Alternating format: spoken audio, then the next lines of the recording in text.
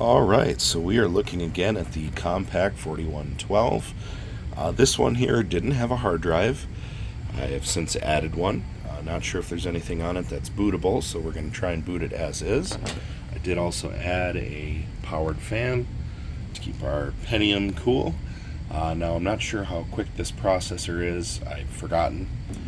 So if it was in the prior video, I apologize, but we're going to find out because I do have a couple of other Pentiums I could swap in.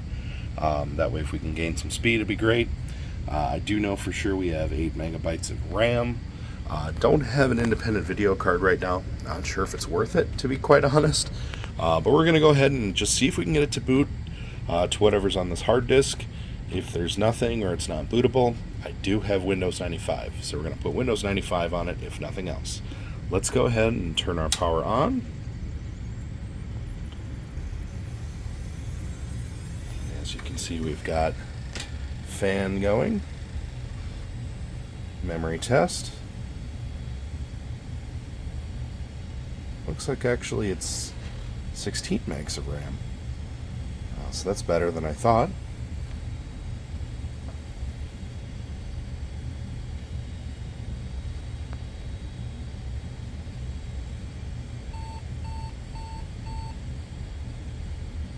So 162, 163 generally indicates settings that need to be updated.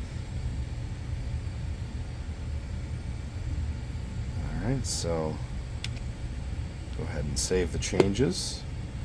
It does recognize the keyboard, so that's nice. So it is possible we might have a dead CMOS battery, but we can hopefully get by without that. Floppy seems to have kicked on.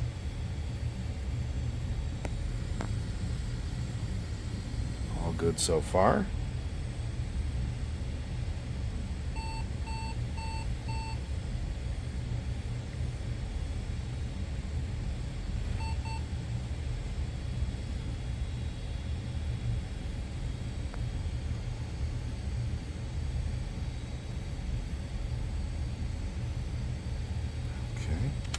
Just going to ignore the changes this time. Non-system disk or disk error. Alright, not giving me anything, so I'm assuming it's not going to boot from hard drive. We're going to go ahead and throw our Windows 95 floppy in.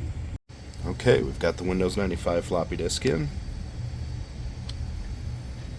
Try and keep this camera focused here.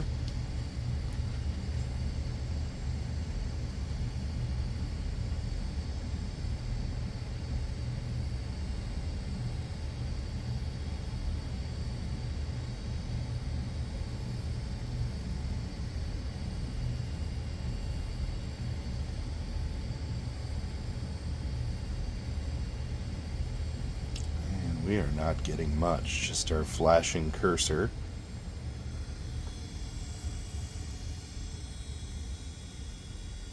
Again, no other real clear indications here of any other issues, but I'm going to just wager a guess that the CMOS battery is probably what's causing our issues.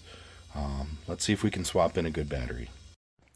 So just our luck, this CMOS battery is soldered in, so we're gonna have to get a battery seat and a new battery, unfortunately. But the good news is the system otherwise appears to be in good working order, so we're gonna set this aside and shelve it as another one of those ongoing projects, but excited to see that we have stuff in pretty well good working order.